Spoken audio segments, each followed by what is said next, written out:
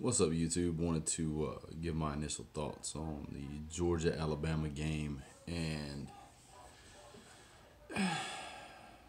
I got to tell you, this is definitely a game that I've been wanting to see for a long time. I've kind of had a personal angst ever since Alabama came to Georgia, and it kind of embarrassed us right in the middle of our home field. It was just like 51-10 or something, and ever since then, man, I've always wanted to go back and play those guys again. Now let me kind of set the stage a little bit. So what we're looking at is two teams that are pretty similar in a lot of ways, and I'll get into some of the stats here in a little bit. But one of the things that I want to point out is I always talk about how the locker room feel is. I always talk about how each team might look at the game going into it. So one of the things I want to talk about is Alabama didn't make it into the SEC championship. They had a tiebreaker with Auburn, and obviously Auburn played Georgia, and Georgia beat them. But when you play in the SEC East, you usually think that you're going to end up playing Alabama. So, all your other teams out there that's watching this game, and you think that you want to play Alabama, well, keep in mind that Georgia, if it wins the East, or whoever wins the East, typically ends up playing Alabama right there. And if Alabama's having a good year, that's usually where your season's gonna end. But this year, that kind of got switched around, so it's pretty unusual to see to play Auburn and beat Auburn in such a fashion and then not get to play Alabama. So it was definitely a kind of a bittersweet victory. Obviously, we enjoy the title of the SEC champions, but a lot of people, especially after Alabama has put this hurting on the Clemson team, have kind of said, or at least thought that, in order for Georgia to be legitimized, it has to beat Alabama. It's SEC, SEC West brother, so to speak. Me personally, I couldn't think of a better game to have than Georgia versus Alabama for the SEC championship. I kind of go back to, I think it was 2012, whenever Georgia had Aaron Murray, and we missed that pass, or it was tipped, and we ended up on the 5-yard line with no more timeouts. And you can talk about the logistics of that game, how we wasted a timeout, or we didn't play it well enough, or whatever you want to talk about. But at the end of the day, Alabama won that game, and of course, that was another year where Georgia and Alabama were kind of similar. And then Alabama went on and just trashed Notre Dame for the national championship. And so a lot of Georgia fans, including myself, feel like if we'd have beat Alabama that day, we would have a national championship on our shoulders. So, there's a lot of that there.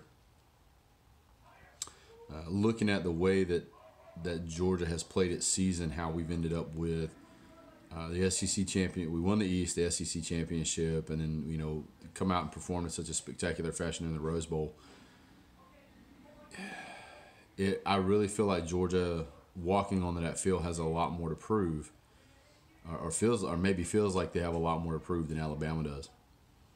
Alabama's got numerous national titles, and if you don't know that, you haven't talked to an Alabama fan, because they love telling you that, and I can't blame them. I would too if I was a Bama fan, but. At the end of the day, I think that when Alabama got into the playoffs, and they absolutely were super hyped about playing Clemson for a number of reasons. Number one, this was going to be the third meeting, and it would be a tiebreaker and it was a tiebreaker.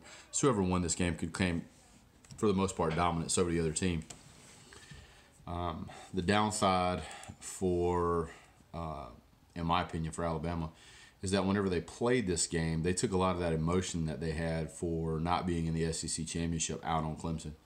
And with Clemson being a national title contender, I can see where there would be a bit of a hangover after that game. Yeah, I'm going to get the whole, but Nick Saban runs that team, and he's going to help prevent that, and I'm sure he will. But I just don't believe that Alabama's team is, for the most part, going to take Georgia seriously. I just think that they really think they own it, and maybe something happens and they end up winning it. But the way that I see it is Georgia has for so long felt like They have not had the opportunity that they wanted, that they've always been just fingertip away from greatness. And hopefully that's turned around. It certainly looks like it's turned around. We've had some outstanding players that seem to be playing the best games of their season right now.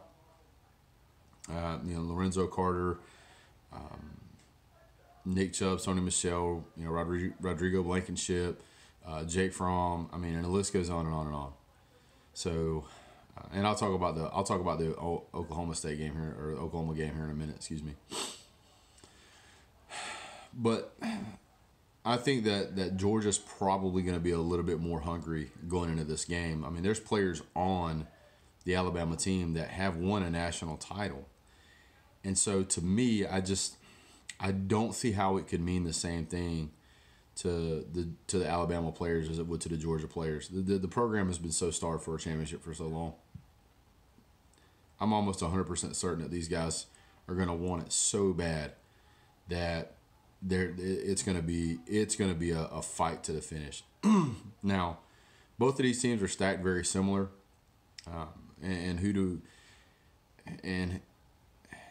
how can you compare these two teams? I mean, they're built very similarly. They play very similarly. They have similar stats. They played similar teams. They've performed similarly. Most of the season, Alabama was blowing teams out. Most of the season, Georgia was blowing teams out. And as we got further into the season, is when both teams had their loss. And since then, both teams have really performed well. Georgia has played an extra game, but Alabama was beat up. Alabama's had an opportunity to get better. Georgia is still pretty healthy for the most part. So looking at a lot of the stats, they're very, very similar. If you want to talk about, passing yards, I mean, this is really the only difference. That's not the main difference, but I'll get to it in a minute. So just to give you a quick rundown, passing stats for Alabama is 2,521. Georgia's 2,421. Alabama rushing is 3,325. Georgia rushing is 3,743. Receiving is obviously the same as the passing, but I'm going to get into the numbers on some of the players. So looking at the Jalen Hurts has a 61.4 completion percentage versus where Jake Fromm has a 63.7. Now, while those sound very similar, there's a big difference here. Jalen Hurts does not throw the ball deep as well as Georgia does. And so I believe that since Georgia is stacked, I believe since Georgia has a similar secondary as Alabama does, I believe that Georgia would have an opportunity if Jake Fromm opened up that arm a little bit in this game and threw the deep ball a little more often. Obviously, the run game has to be working. I don't think that's going to be a big issue. I don't think anybody's going to think that's going to be a big issue. Georgia's defense is, Alabama's defense is very stout. Nobody doubts that. But I find it very difficult to just throw the comment on the table that Alabama's going to stop Georgia's running attack whenever Nick Chubb and Sony Michel hold the record for the most running yards by a duo in, as far as I can find, anywhere in college football history. So that's a very interesting fact. One of the other things I want to throw on the table is there's only about a 200-yard difference between Sony Michel and Nick Chubb as far as yards go. I know most people put Nick Chubb up there at the top of the list because he has the more yards overall. But if you really kind of look at these guys, Nick Chubb has 1,300 yards this season on 205 carries. Sony Michel has 1,320 for Nick Chubb, 1,130 for Sony Michel, which is about 100-something yard difference. But Sony Michel did it with 63 less carries. So that's a lot less carries than Nick Chubb. Now, DeAndre Swift, who kind of gets a little bit of recognition, but not as much as he should, you need to understand that this guy has almost exactly half of the carries of Sony Michel, but he has almost a little over half of the yards. Sony Michel's averaging 8 yards a carry. DeAndre Swift is averaging 7.8, and Nick Chubb is averaging 6.4. both Nick Chubb and Sony Michel have 15 and 16 touchdowns respectively. So, between those two guys, that's 31 touchdowns out of the 41 rushing touchdowns we have all year. So, that says a lot. That says that Georgia's probably going to be able to move the ball.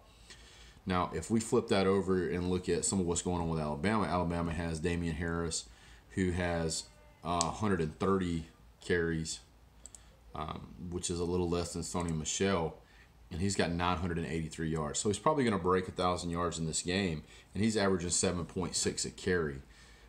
Their number one guy, as far as averages go, is less than our number 3 guy. Jalen Hurts is their second best guy at 808 yards.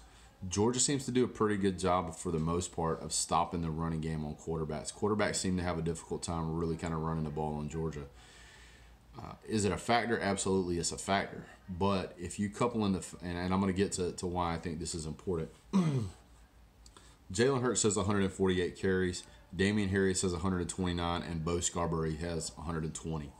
So what you're really looking at is they're either going to put Damian Harris in the backfield, or they're going to put Bo Scarborough in the backfield, or Jalen Hurts is going to run it.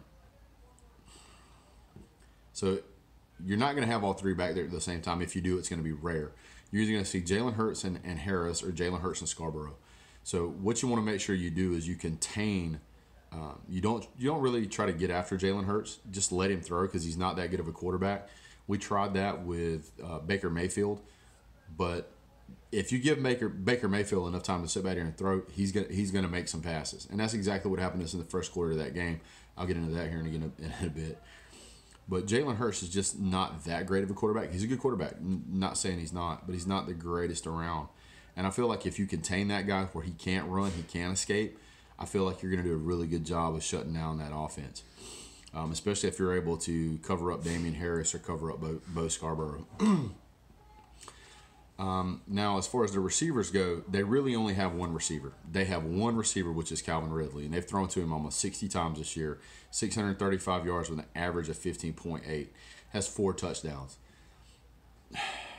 Now, the guy that they like to throw to for touchdowns is Henry Ruggs III. Guy has 5 touchdowns. So if we get into a short, if we can cover up Calvin Ridley and force him to throw to these other guys, I think we're going to be just fine.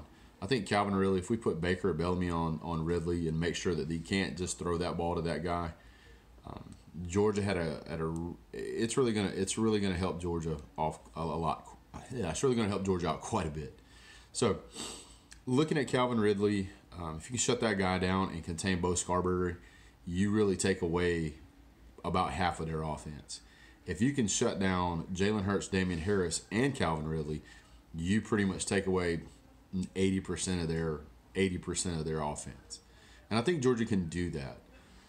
I think that Georgia proved whenever we made the adjustments after the half with Oklahoma, that they were able to keep pace with a passing quarterback. And Jalen Hurts is nowhere near as good as Baker Mayfield. And for those of you who think you do, I think he is, you're just being a homer. Go look at the numbers. Baker Mayfield, while he may be a jerk, while he may be arrogant, while he may be immature, can definitely has some football talent, and he proved it. I mean, he just did. So if we jump over to Georgia's offense, you've really got to stop the three-headed monster of the running attack by Georgia. And I talked about this in some of my other videos, but DeAndre Swift, Sony Michel, and Nick Chubb all run differently, so you have to cover them differently. Now, if you go down and you look at Georgia's receivers, we got Javon Wims, Terry Godwin, and McCole Hardman, which Georgia's number 3 guy for receptions, which is 23 receptions, is McCole Hardman. Number 4 guy is DeAndre Swift with 15. There's just the yardage that Georgia stacks up with just these 3 guys receptions is 23, 34, and 44. It looks like Alabama does a pretty good job of kind of spreading most of that around, but almost all of them go to Calvin Ridley. Whenever Georgia's on the field, you have to cover both Javon Wims, Terry Godwin, and McCole Hardman, or he's going to get the ball out. And if you're backed up trying to cover those 3 guys, Sony Michel, Nick Chubb, or DeAndre Swift is going to gas you. The average that these guys for Georgia go is anywhere from about 15 yards to about 18 yards. Calvin Ridley is doing his average is 15.8. So, he's getting out there in about that same range. Georgia practices that all the time. That's what our defense sees in practice, is what our offense is practicing. So you better believe that we're able to cover that up. I'm looking for a very tight score game. I'm looking for probably somewhere around, if I had to put a number on it, I'd probably say 31-24. A very close game, one-score game. It's going to come down to probably who has the last possession or who makes a mental mistake. These teams are so closely matched. I do believe Georgia has an edge in the passing game, and I believe that's what it's going to take to get it there. I also believe that Georgia absolutely has a definitive edge in the kicking game. If you look at Rodrigo Blankenship, or as we like to call him, Hot Rod is impressive. He's at 85% field goal percentage. His longest is 55, and he has 112 points on the season. If you look at Alabama, they have Papanastos, 76%, which is not bad, and he has 102 points on the season with a long kick of 46 yards. He has 0 over 50 between 40 and 49. He's at 50%, which is the same thing for Hot Rod. The 30 to 39, Hot Rod is 6 for 6. This guy's 5 for 6. So don't count their kicker out. I'm just saying Georgia has an edge on that particular player. So how can Georgia really overcome Alabama, or how can Alabama overcome Georgia? Well, I think for Georgia, it's pretty simple. We've got to be able to pass the ball downfield. So we've got to have some running stuff working, at least enough to pull some of those guys in so that Jake Fromm can open it up. Do I believe Jake Fromm can open it up? Absolutely. That guy's got an arm. It may not be the Jacob Eason arm that people talk about, but the precision on this guy is really impressive. He can put this ball in a lot of places that a lot of people can't get to. He doesn't get unnerved on 3rd and 10. He doesn't get unnerved on 3rd and 15. He just doesn't. Now, I will say Jalen Hurts has only thrown 1 interception all year. But Jalen Hurts,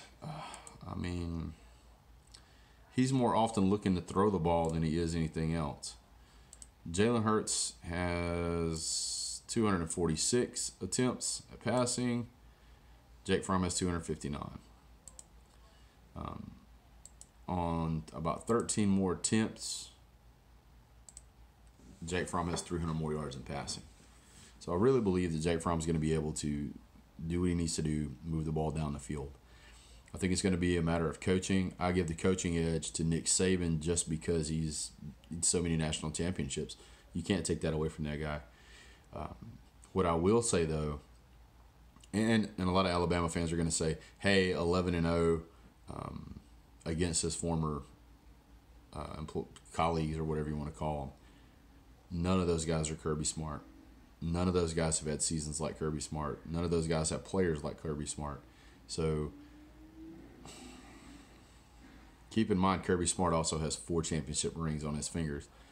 Now, just because Nick Saban did, hire him and coach him and teach him and all sort of stuff, doesn't mean that he's just a mini bot of Nick Saban.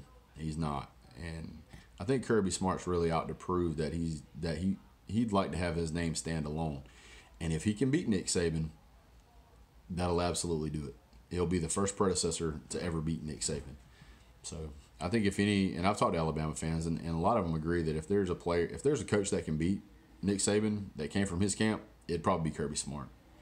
The guy's excellent at coaching, makes fine adjustments. And if you don't believe he makes good adjustments, go back and watch the Rose Bowl, and you'll see the adjustments that Georgia made at half were outstanding. I'm going to make another video about the Oklahoma Georgia win.